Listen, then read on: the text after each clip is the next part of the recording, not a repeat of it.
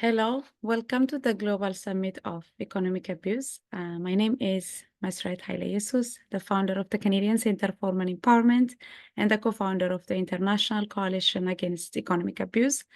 And I'm truly honored to moderate this very important conversation today. So before we begin, I would like to go some general, housekeeping. So you're signing as a participant and your camera and microphone is disabled. Today, the session will be recorded for future review. If the content of the session raises any issue, or if you are encouraged to step away if you need anything, and if you'd like to reach out to our support, you'll find the link on the chat. No More Global Directory. It's a global directory for specialist domestic abuse and sexual violence service. And finally, if you have any question for our guest speakers today, please type them on the Q&A box. We'll address as many questions as possible toward at the end of the session. And thank you for your cooperation. And we hope you'll enjoy today's session. So across the African continent, economic abuse is increasingly being recognized as a serious and a deep-rooted barrier to gender equality, financial independence, and personal safety. It's an issue that affects individuals, families, communities, and the one demand urgent and context-specific solutions. In today's dynamic session, we will explore how the range of African nations are stepping up to confront this challenge. From the Cultural Ground Initiative to community-driven action through policy-based reform, this conversation brings together powerful stories and strategies from across the continent. At the center of our discussion is an inspiring research and initiative in Benin, for example, that examine the consumer protections and the role of financial institutions. This work is helping to shape how economic abuse is defined and understood, offering also practical and informed approach that support both prevention and restoration. We're very honored to be joined by the leading African advocates, policymakers, practitioners who will share their insight into the unique way of economic abuse, how it manifests in different contexts, and innovative responses emerging from within. So this session serves as a powerful reminder that to fight against economic abuse must be diverse, resilient, and resourceful as a community and its impact. So we're joining by exceptional panel leaders, innovators, and changemakers who work tirelessly, transforming life across the community and across the continent. So before we begin, I want to welcome our distinguished panelists, and I will introduce each of them. Dr. Selewa, a medical doctor, a devoted mother of three, and a powerful advocate of women and child health. Her leadership and compassion continue to shape a better health outcome across African region. Bobby, Associate Vice President of Programs at Graham Foundation. Bobby brings a deep expertise in financial inclusion, economic empowerment, and intersection of technology and development. Ramon, a design strategy executive at Nedbank. Ramon is a visionary strategist working at the forefront innovation, customer experience, and inclusive design. And Lensa, she's an expert on human rights based in Ethiopia, advocated for women economic empowerment, access to justice, and financial inclusion. So thank you so much, everyone, for joining us. Thank you, Bobby. And I would love to begin with you. So Garmin Foundation play a safe program and have become a leading example and have the financial institution to have a better understand, to recognize and to respond to economic abuse. I also attended the launching of the financial abuse playbook, which was very interesting. Given as Canadian here, I'm so inspired what the work you do. So I would like to know about from like strength. I know the toolkit is it's all about strengthening the staff training and shifting in the internal culture and embedding client protections, which is very inspiring. So drawing from your experience, implementing this framework across Africa, what are the most promising pilot, interventions so far for you? Thank you, Messi, and thanks for the invitation to participate. It's been great watching a lot of the sessions over the past, I don't know how many hours, 12 hours, and feeling like you're part of a community of people all trying to address these issues. So it's great to be here. And I would say that, well, first of all, Grameen Foundation has deep roots in the microfinance movement. And so we've been working on financial inclusion across the continent in Africa, as well as Latin America and Southeast Asia.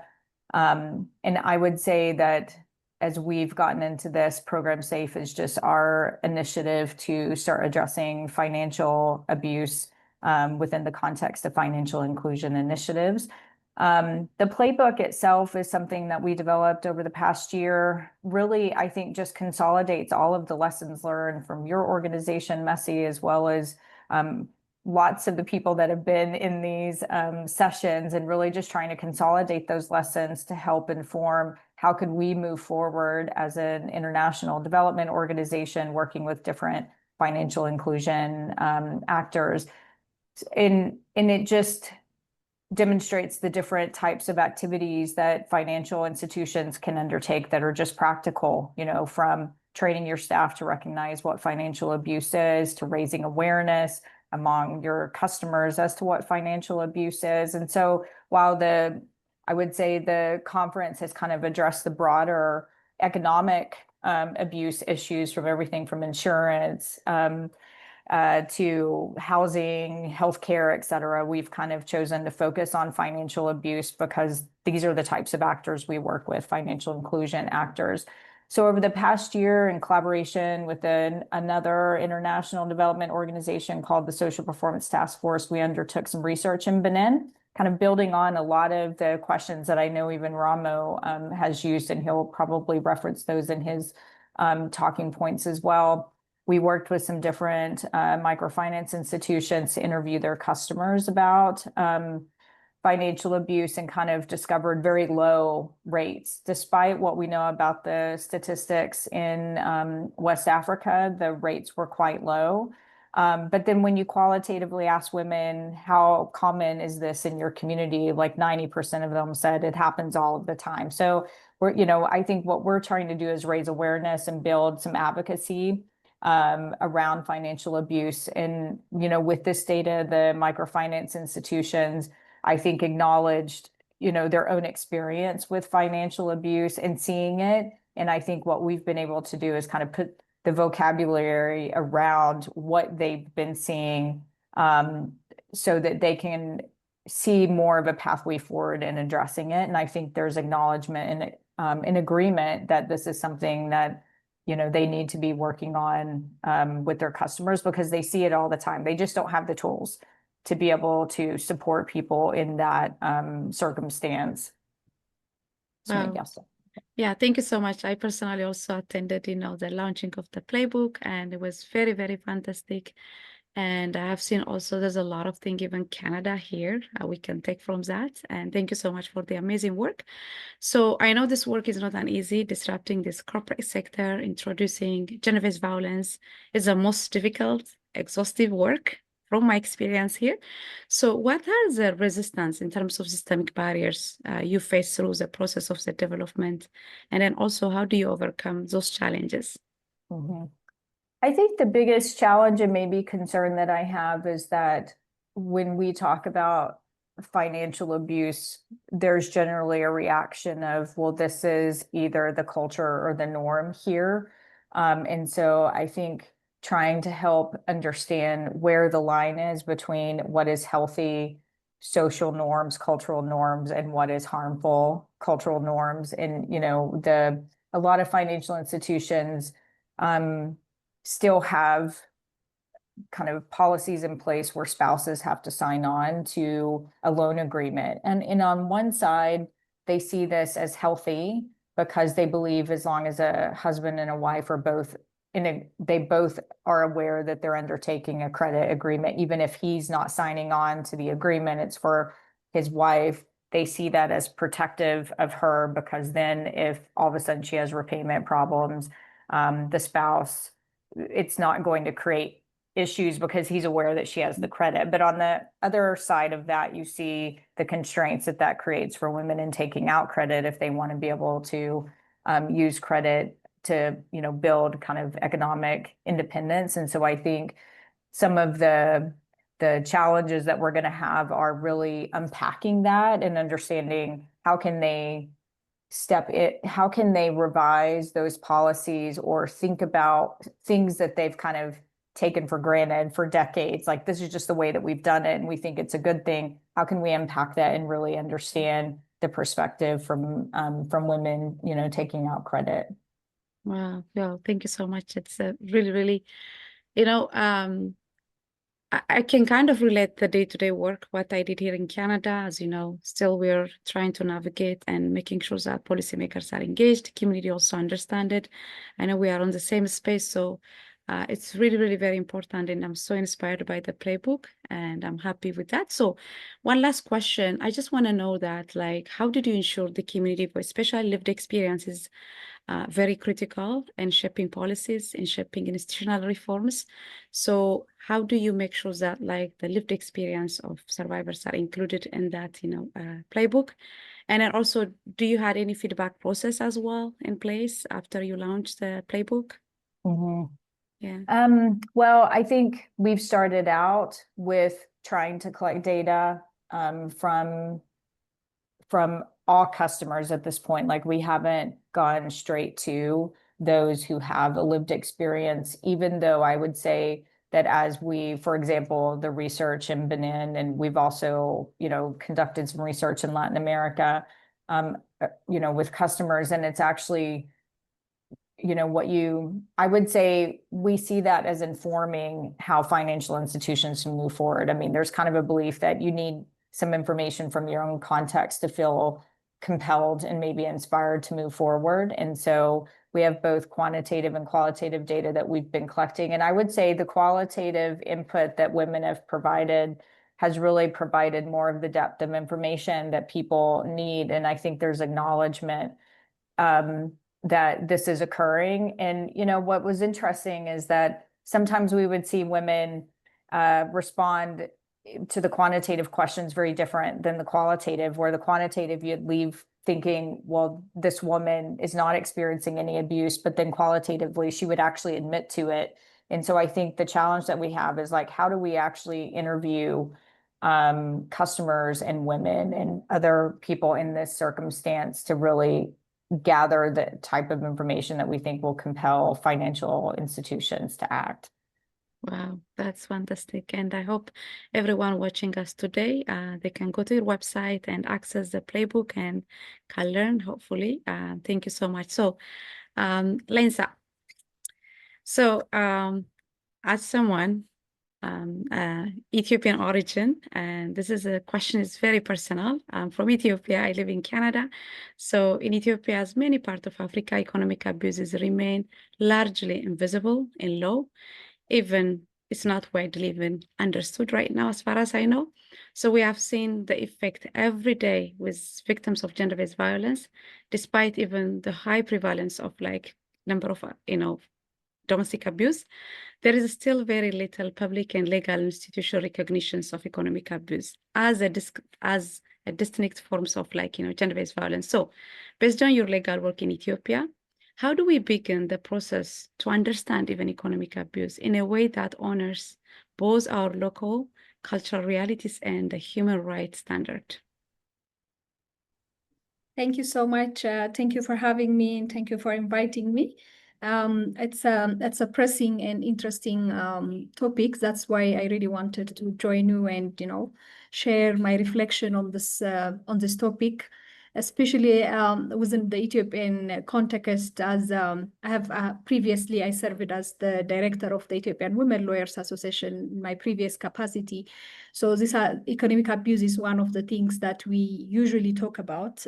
And as you know, when we speak about gender-based violence in the African context, not just only in the Ethiopian context, we usually focus on the physical or sexual abuse, not even the psychological and the economic abuse. So our legal frameworks and the jurisprudence in general basically, put punishment and a scope around that. So specifically when we talk about the economic abuse, we don't find any explicit law that covers that one. Of course, we have the family law, the criminal law, who are trying to, put certain acts in for example, in ways of child maintenance issues and in property issues and here and there. But from the very beginning, the way we define gender-based violence in our courts or in our legal system is somehow, it doesn't even reflect the way it is in the other international documents that we sign, including the Maputo Protocol in the CEDAW. So it needs for us at this moment, and there was a serious legal reform in terms of the women's issue in our country, especially by the advocates that came out from the local civil society organizations. The pioneer ones were working on, taking the discriminatory laws and advocating for them to change. So during that time, we have achieved a lot as a country in codifying some of including the harmful traditional practice and all in all, and also punishing gender-based violences from the sexual and physical violence perspective. But since then, I don't see any major legal reforms going on around the women's issues in the Ethiopian context. So that can be also one of the things that we have been recently advocating. And, so it should start from the definition. When we have the definition in our policies, it will give us a framework on what the other laws should also come up with. So the first thing will be, in order to address the issue itself explicitly and to give it a serious attention, first we have to define what economic abuse needs and what it means in our laws. We can draw it from the international instruments that we signed as a country. And as I said, the second thing should be the legal reform that we have to do. And we always call them leftovers. Some of course, in terms of legal revision, we have had a lots of laws that we revised, as I mentioned earlier, the family law and the criminal law and all. But still there are, as the time progress, there are some issues that needs a serious attention in our legal documents. For example, even when we talk about gender-based violence in terms of the sexual violence, when we define rape, we just define it just for a woman to be raped by a single person.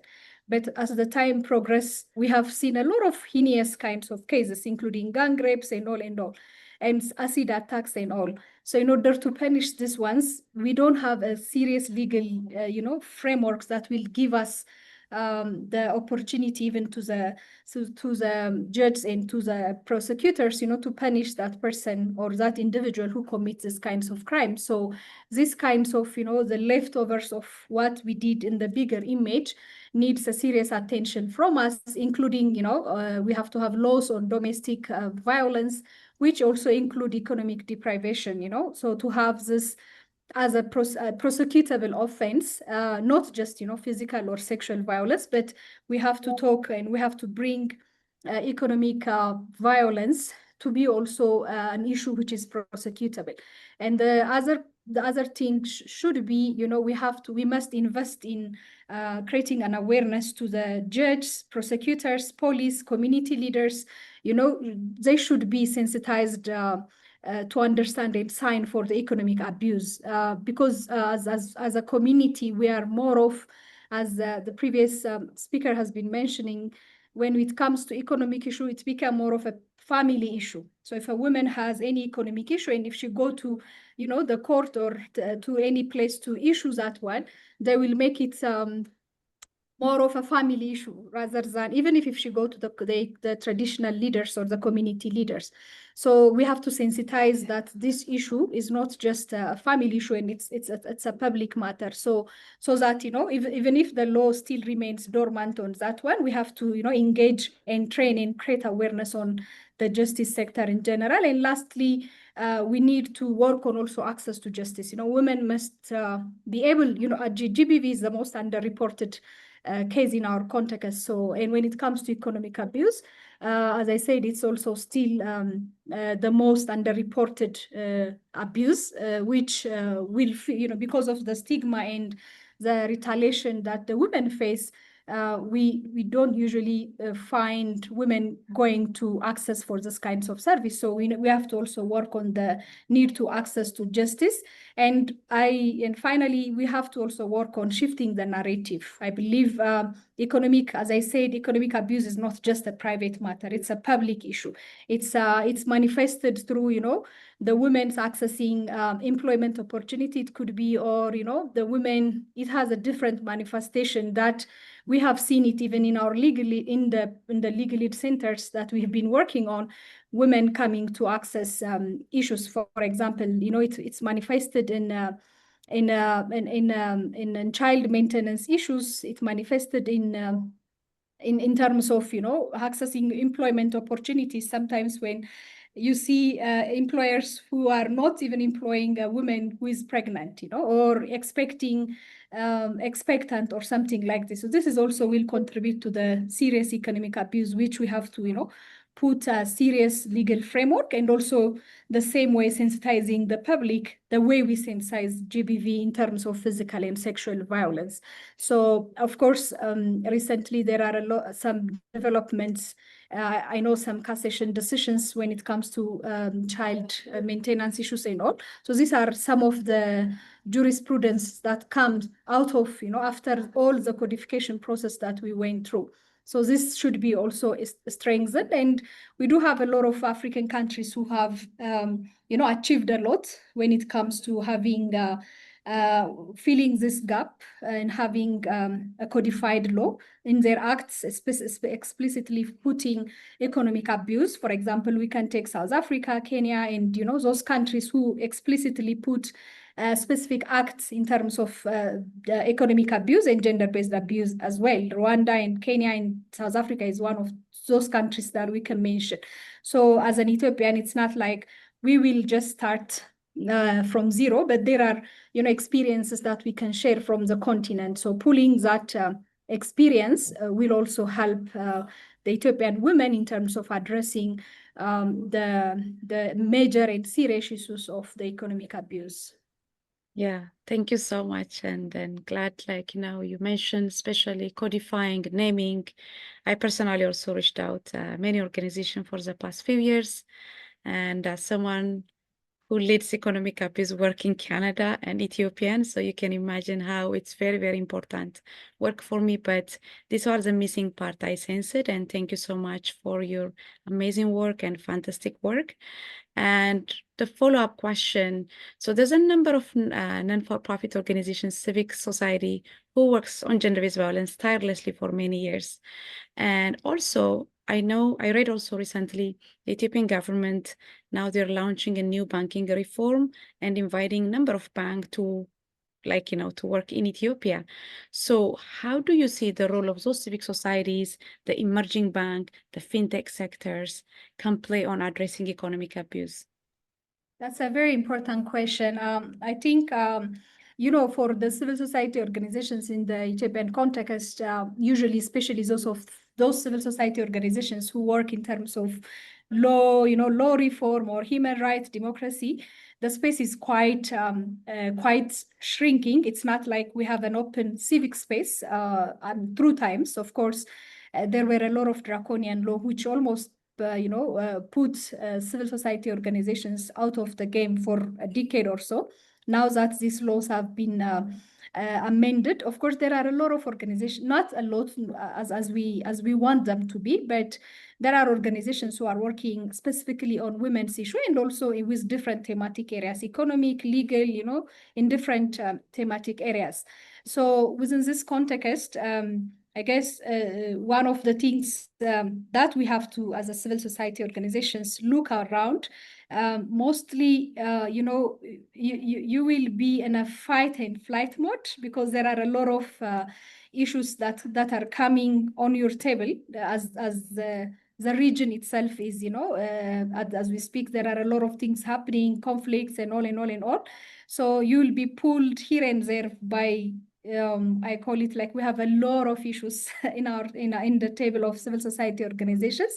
So usually you overlook some of the major issues that will impact women's life, just the way the economic abuse is one of the top issues that is that we have to also work on. So in terms of the new development going on in the country, in the financial sector especially, I guess this is a time where civil society organizations use this opportunity, tap this opportunity to use for the betterment of the Ethiopian women, especially. There are also initiatives by even our local banks that I heard last week in the news of selling a women-only bond, from one of the bank, we call it Innat Bank, which is mother in English. Innat is in Amharic, it refers to mother. So these kinds of opportunities, I think, shifting our focus only from the changing the agency of women from just only being victim to, tapping such kinds of opportunities that are coming into the country. And any opportunity that's coming to the country, looking it through gender lens is the time that civil society organizations should, work on, and also to advocate for as well. So for this, we need strong and focused and vibrant civil society organizations who understand the dynamics and how it goes on. So as you said, Mercy, it's the right time for us, to bring the economic, not only just abuse, but the opportunities that are coming to our country in terms of the financial development, to use it for the women's and the women of Ethiopia. Yeah, thank you so much. Thank you so much. I'm very inspired, by your leadership and your work. I know when you work with Nawal, I remember some of the gender-based violence cases and then the voice and, the most important things, what, you achieved. And thank you so much. And I'm happy to talk to you as well, virtually. So Ramo, I would like to turn to you next. So Nedbank recently surveyed on financial abuse was an important milestone, not only naming it the issues, but in uncovering how economic abuse show up inside in the real financial relationship. So as a major financial institution, Nedbank is uniquely positioned not just to understand the problem, but actively to prevent it. So from the finding of your survey, what patterns stood out most for you, particularly around how abuse can be embedded, overlooked, even hidden in everyday banking system?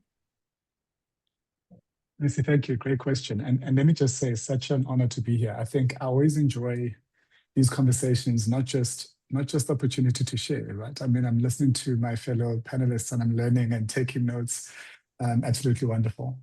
Messi, I 100% agree with you. I think financial institutions absolutely have an opportunity to, as you say, not just understand, but prevent abuse. I think, certainly from Nedbank's point of view, I mean, just given our purpose, we're a purpose-driven organization and we define our purpose as being financial experts who do good.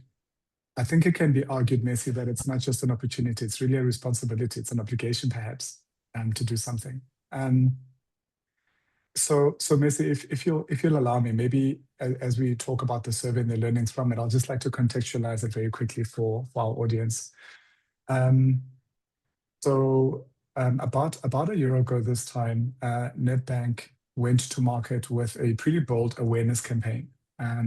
We realized that South Africa, as many other contexts and demographies are similar, has got a particular challenge where we've got such a broad socioeconomic landscape in terms of the population. And then you've got an issue like financial abuse, which is hidden in plain sight. A lot of our social ills are specific, Messi, to specific members of society. We know that, for example, poverty in South Africa is disproportionately felt by a particular percentage of our population. That's not the case with financial abuse. From the richest of the rich to the poorest of the poor, if we talk about socioeconomics, it shows up. So we really felt that we needed to drive a campaign that brought it to light. You spoke about it being invisible, Messi, earlier. It was really about that to begin with. And that campaign ran very well and really kind of garnered the attention we had hoped it would. But we also realized we couldn't stop there. We needed to go further. So to talk to your question around the survey, we ran a survey really focused at surfacing the interpersonal dynamic in a person's relationship with their partner. And through this framework, we're able to help the person through their self-reporting understand whether their relationship just exhibits signs of economic sabotage, economic restriction, and exploitation. So Messi, even though the survey, because of its focus, didn't necessarily look at the inherent risks in existing financial products, as part of this learning phase that we're in as Nedbank, we were absolutely aware and mindful to the fact that we have to pay attention to the unintended risks or latent risks in our products. We are in conversations with subject matter experts and domain experts who are helping us understand Messi, the different places where financial products can be manipulated by a perpetrator of abuse to perpetrate abuse, like in certain marriage regimes, taking credit and loans out on the partner's behalf without their knowledge. Opening lines of credit, in the same way, using joint bank accounts to access and control money. Messi, even in instances where you find perhaps somebody has a restriction order against an abusive partner, there are instances where these perpetrators of abuse will leverage the technology in banking platforms to subversively send abusive messages and the like. So we are aware of the different ways in which financial products, solutions, and services can be manipulated, and that is actually part of what we're considering in a holistic response, Messi, and solution. Well, thank you so much for that fantastic work, because I had a chance to read the report and I was so blown away because I live here in Canada and I've seen that the barriers, the challenge, even to introduce such program, it took us almost 8-9 years. And then I really, really very, inspired, and thank you so much for the amazing work. So I just want to know about the internal policies, especially like, you're shifting your internal policies, designing safe product, training for frontline, and like, how does it looks like in that context here? No, Messi, thank you. I think I'll borrow a reference Bobby made earlier in the conversation. Bobby, you spoke to, you need, in many cases you've observed, if I understood you correctly, that you're finding that, the organizations you hope to influence need evidence that's grounded in their context in order to be compelled to act. And we found the same to be true of our own organization, Messi, to say, a big motivator in this awareness phase was, I suppose, building a body of evidence grounded in the context of South Africans and people living in South Africa, to really make the case and compel the organization to invest invest the talent and the time and the other resources needed to bring solutions to bear. However, we had the benefit of an organization that had a clear intent, given our purpose. And I think Messi, in terms of your question around policies and the things we're looking at as Nedbank, it's early stages for us. We're very much in a learning phase, but a lot of the conversations we're having, be it with sort of specialists in the regulatory parts of the bank, risk, legal, and compliance, and even colleagues in the front line, in the product teams, is exploratory. And the compelling feedback and sentiment we're getting back from our colleagues at Nedbank is, we're willing to relook things. I'll give you a practical example, Messi, for the benefit of our audience. One of the very early stage conversations we're having is, in order to enable us to explore solutioning, one of the constraints we've encountered is the definition, for example, of income and what income is recognized in order to provide an individual who's perhaps subjected to abuse, income protection and products of that nature. And so already there's a willingness to explore a broadening of that definition to encompass solutions that we didn't anticipate before, given the social ill in front of us now. So that's really where we are as an organization, Messi, in terms of our policy engagements and policy discussions. I think strong intent, but early days. Okay, thank you so much. So from your experience, just your personal opinion, how might small financial institutions, including fintech companies, not only in Benin, but like in the larger African continent, can adapt a similar approach with limited resource? Great question. I suppose I'll start in reflecting on the realities of being a small organization, is that you have constraints in terms of resource. So I think that constraint can be a benefit in that it forces focus, Messi. So the first thing I would venture to suggest is define a focused, measurable outcome as a small organization, a mark of success, if you will. And perhaps related to that is, in the pursuit of that objective, seek to partner, not build. I think small organizations are advantageous, Messi, in that they bring agility and highly specialized skills to bear, but perhaps don't have the reach, the resources, and the voice of large organizations. So partner with organizations that have the access to market, access to a voice that you don't have, and work with them, as opposed to building ground up yourself. I think those are the two primary points of view I'd offer. Wow, thank you so much for the great explanation. I hope everyone watching from Africa, especially financial and institution leaders, they can learn from your research. They can learn also from your survey. And thank you so much for the great work. So, Dr. Selawi, so I want to start by acknowledging you personally. We have connected with you on social media, and later we had a chance to meet and talk, and while your story was going viral, and I remember how deeply you encouraged many people, and your story resonates thousands of people also on social media, I know, including me.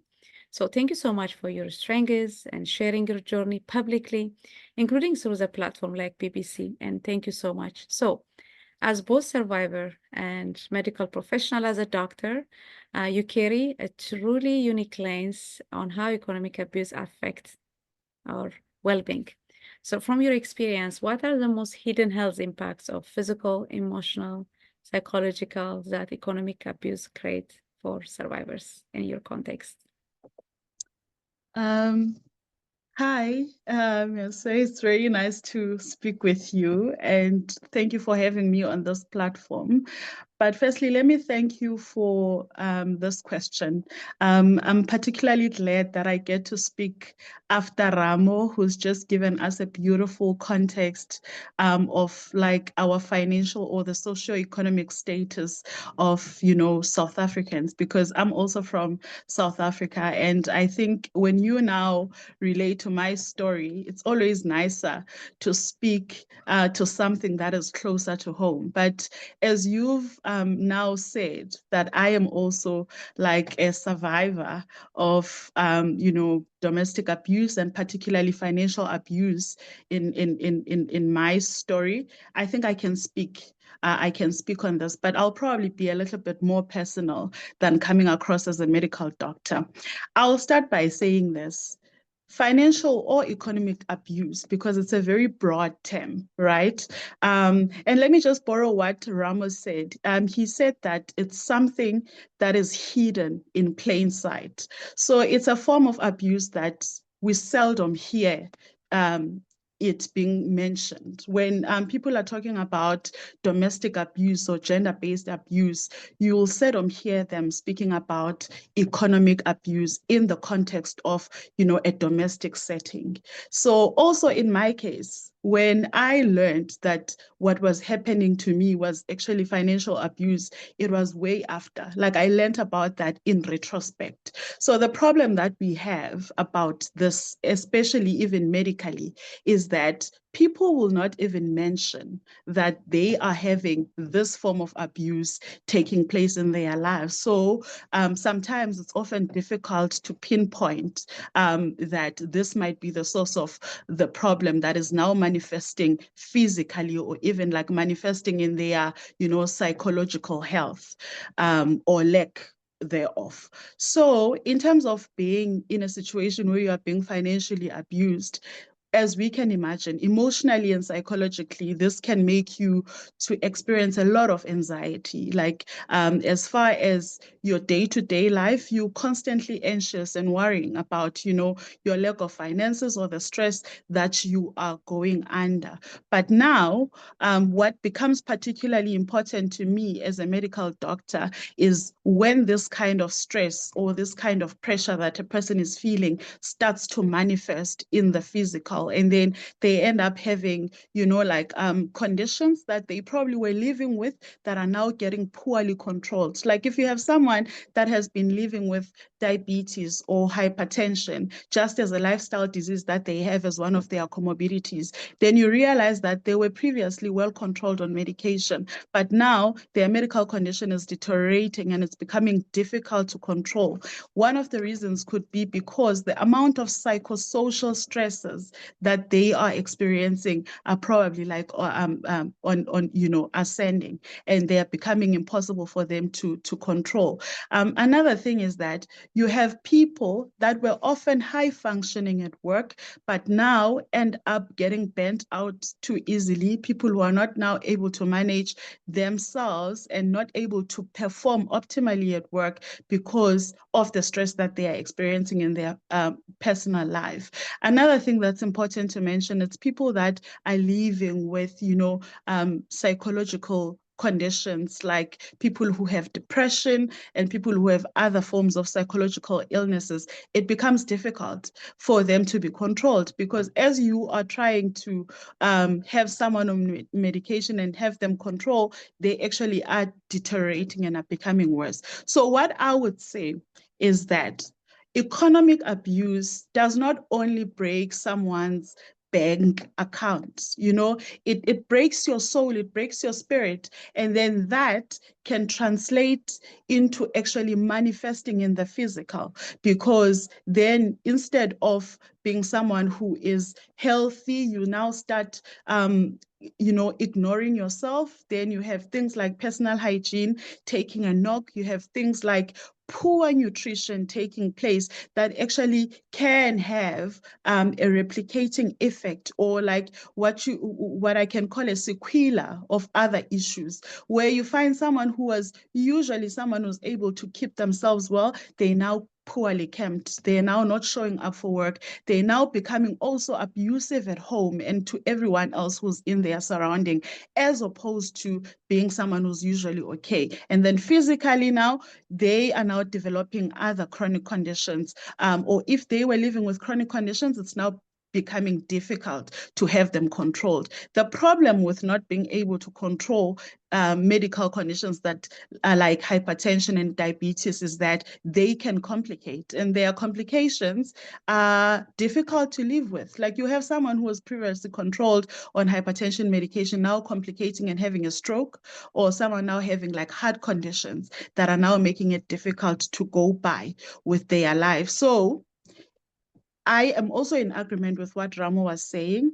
that economic abuse is often hidden in plain sight. And also it's because we, the people that are experiencing it, we cannot pinpoint it as being abused. So we're not able to deal with it because we don't know about it. We think in the context of our culture that, no, this is my duty. As someone who is in a relationship with someone, particularly people who are married, as a woman, you would think, no, this is my duty. I am supposed to do this. This is my responsibility. In our culture, there is something that is expected of us, that if you come from a family, and the family is of people that are not necessarily doing well financially as you are doing, it becomes your primary obligation to also take care of the people back at home.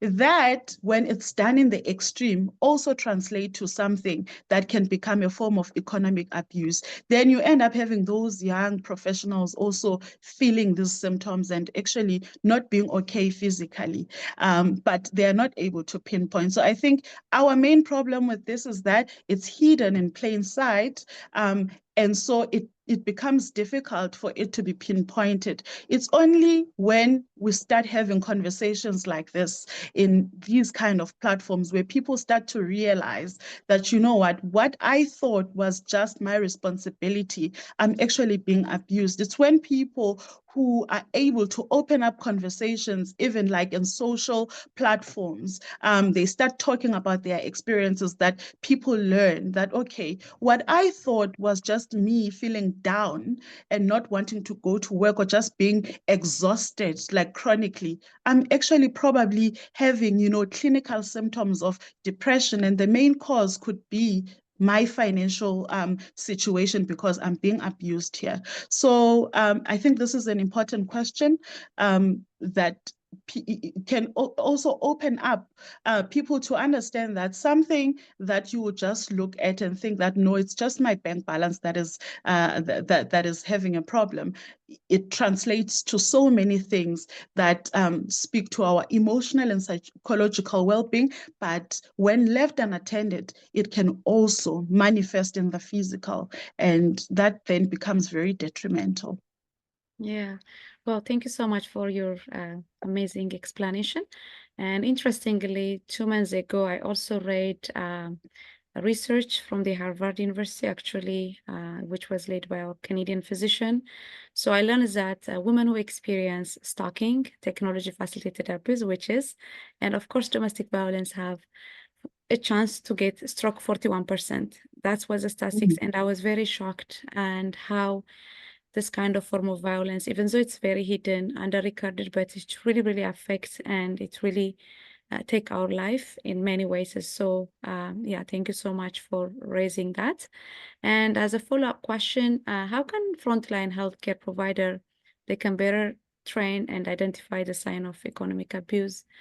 As you know, in the health sector, we want to make sure that economic abuse included on our client intake or screening tool, those are the missing parts. So how can they play, especially in your context? Okay, so in addressing this, I think because this is such a broad like phenomenon, when you talk of economic abuse, there's a lot that is involved in it. So I think ways that we can approach this is if we have a holistic approach. Like, you can't just say when you are dealing with someone who's now having physical manifestations of financial abuse, think that you're just going to give them medication to treat their hypertension that is not controlled and think that you've sorted out the issue. You need to look at their social circumstances, and you also need to look at what kind of community are they having. Do they have like social support? Do they have people that they can speak to? And after you've done that, you also need to also look at what is happening in their personal finances. Because, just to make an example, if you have a woman that is being abused and then you encourage them to leave the abusive situation, but they're not surrounded by a supportive community, and also they don't have the means to financially provide for themselves once they've left that, that has got a risk of them actually going back into that abusive situation, because what happens is that they then think, well, I'm not able to make means for myself. So it was much better when I was in that situation than to be where I'm at, because life is a lot harder. So I'm saying, when we are going to approach situations that are created or that are as a consequence of economic abuse, we need to approach it holistically. So first of all, yes, the medical support is needed, because as we've said, that people who are abused financially can have like the strain felt emotionally and psychologically, and also manifesting physically. So their medical conditions need to be treated, but we also need to have, psychologists that can constantly see them and check up on what is the mental well-being of this person. Where are they mentally speaking. So for us to have that, and for that kind of issue to be able to be picked up in the medical space, that means that you're going to have doctors who are able to screen, or even just clinicians who are able to be sensitive in picking up that, okay, this kind of a woman is potentially someone who's being abused. And therefore, the way in which I deal with them must be with all the sensitivity that I can come with, you know.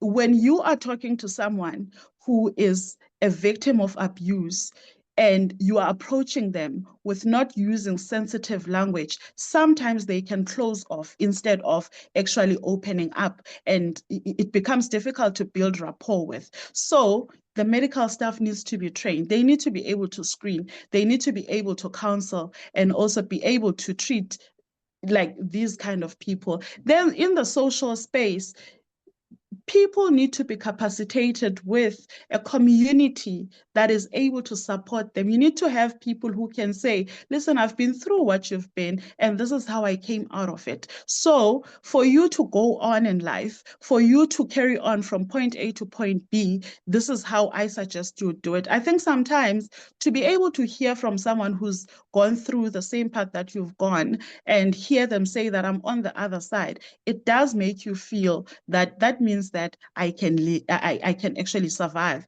and I will actually be fine. So in the social space, that's what we need to do, and make sure that there's shelters that, you know, are provided for in our communities for women that are potentially living from, you know, abusive situations. There's places where you can go to and get advice on your finances, where you don't have to be paying hefty prices.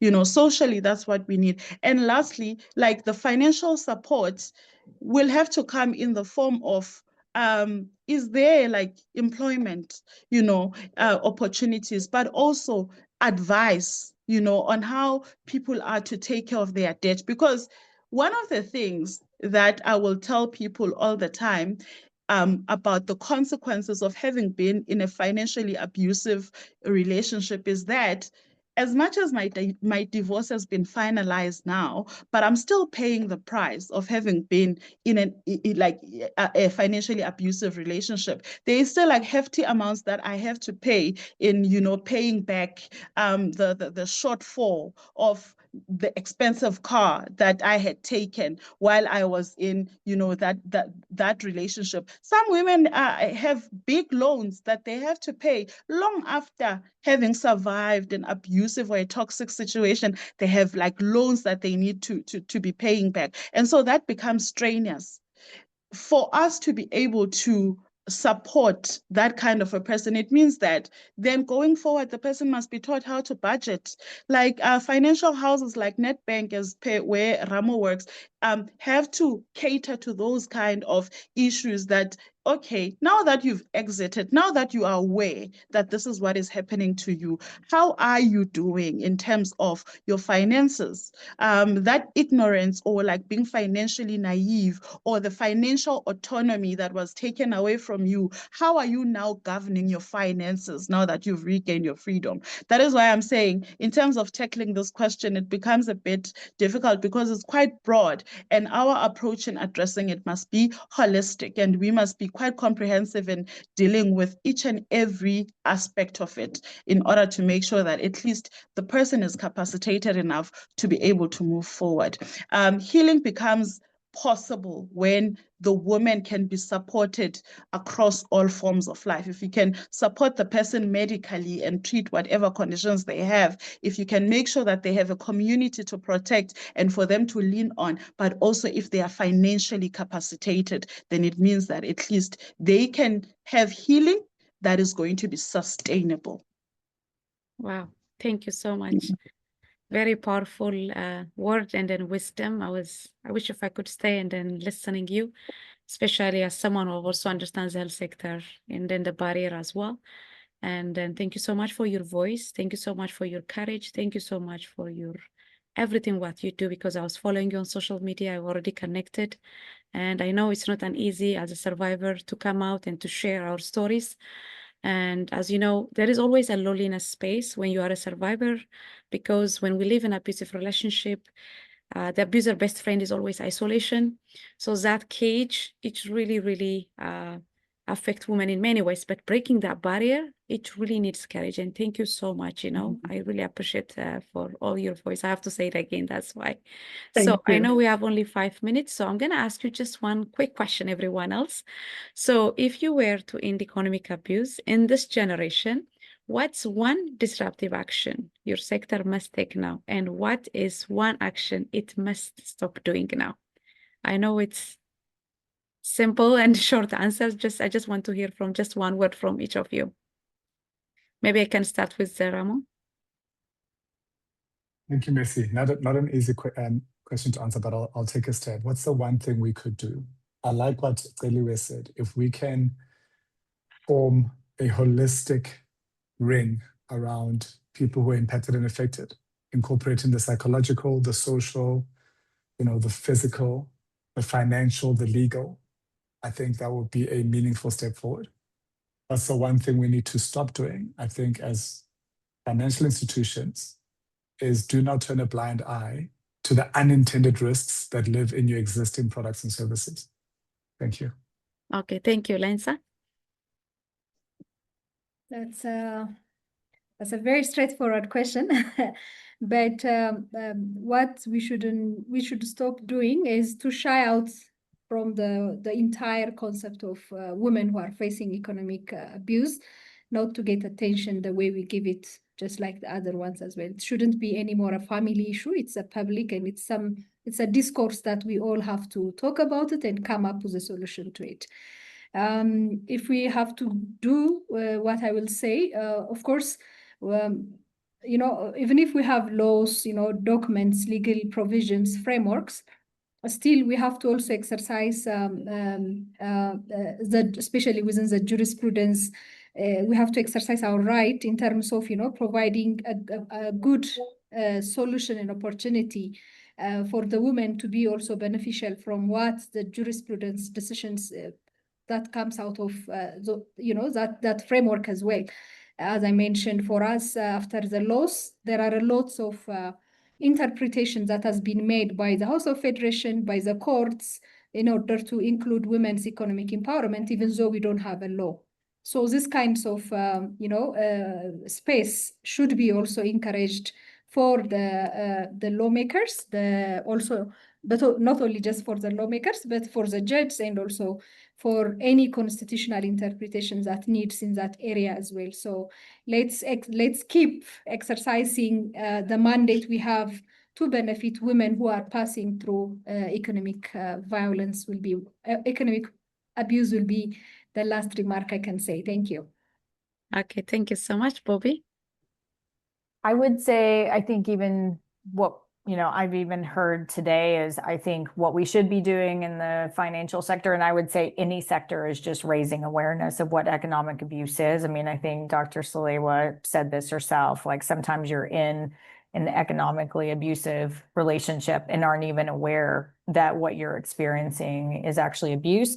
And I would say what we should stop doing, and I'm going to borrow from Catherine Fitzpatrick in one of her first publications about, on say, designing safe financial products, is we need to quit assuming that all relationships are healthy. And I think we need to quit providing and designing financial products with that assumption that their relationships are healthy. I think we have to look at how those products can be weaponized to harm somebody. Thank you. So Dr. Salawi, just one word. Yes, and just like, I think I really like what Bobby said. I think what I would say is that, and on top of that, Bobby, women need to take up space and take full ownership of their finances. Women need to learn how to financially govern themselves and actually regain their financial autonomy back. Once you've been in a financially abusive situation, now that you are out, or whilst you are still in and you're still figuring out how to come out, educate yourself about finances. educate yourself and take up space in your financial, understand the literature, understand the implications of, going to a financial house and asking for this loan, what it means and all of that. I think one of the biggest problem, other than assuming, is also the ignorance and just naivety. We need to stop excusing being financially naive and actually take up the responsibility of educating ourselves, attending talks such as this one, and understanding that there's something as economic abuse, so that we'll be able to be aware. And when you are aware, you do better. As you know, we all know that when you don't have knowledge of something, it's difficult for you to pinpoint it. But once you know it, then you deal with it better. So I think women need to arm themselves with knowledge, and they need to learn things. Yeah, thank you so much, all the panelists. I know we need to conclude, and it's almost 8 o'clock here, and I know in my time. So as we conclude today's session, I want to leave us with a very collective reflection. So economic abuse is not, it's not something that we showcase. Unfortunately, it's the most hidden, silent, and under-recorded form of violence, and yet affect millions of women across the world. And we also heard today, to things clear, economic abuse is preventable, and it's not inevitable, but it's not also cultural destiny. It's not a private matter, as Lensa, she mentioned. It's a systemic issue that demand a systemic solution. So the insights shared by our panelists reinforce the power of cross-sectional collaboration. For example, when the bank listens survivors, when the legal system also involved to reflect the lived realities, when the health professionals recognize the hidden signs, and also when the community also refuse silence, especially survivors, and when the survivor also laid their voice and then they disrupt, the system. I think this is the most important step for preventive of economic abuse, according to our discussion. So Africa leadership is especially critical. This region is not waiting for permission to innovate. It's creating it's very important to create a context-specific model, including justice pathway, financial institution, to that rest the world can learn from that. Just other work, what we did, especially on interventions of, like I can mention, female genital mutilation and other gender-based violence. So I believe today was a very powerful reminder that Africa is not just part of the conversation, but it's shaping the global future of economic justice. So as we move forward, I would like everyone to hold 3 commitments: awareness and accountability. You can see in my backdrop in Canada, we are mobilizing 100 cities to raise awareness economic abuse every November, and protection and dignities. Survivors deserve a system that honor their humanity. That's very critical. And also we need to be part of the change. So change with courage, as Dr. Celia, what she mentioned. So once again, I remind you, everyone else, November 26th is Economic Abuse Awareness Day. And then this be a day we can amplify survivor voice, mobilize partner, push policies also that protect women economic freedom, dignity for every, woman. So you can check the international coalitions of, against economic abuse. Even you can follow us also on social media. So November 26th, make sure to talk about economic abuse with your employee, with your survivors, with anyone else. I think that's a very important thing. And thank you so much once again for our remarkable panelists, to all for being part of this important movement. Please stay tuned for the next session. The conversation continue. And so there's a change we are building together. And thank you.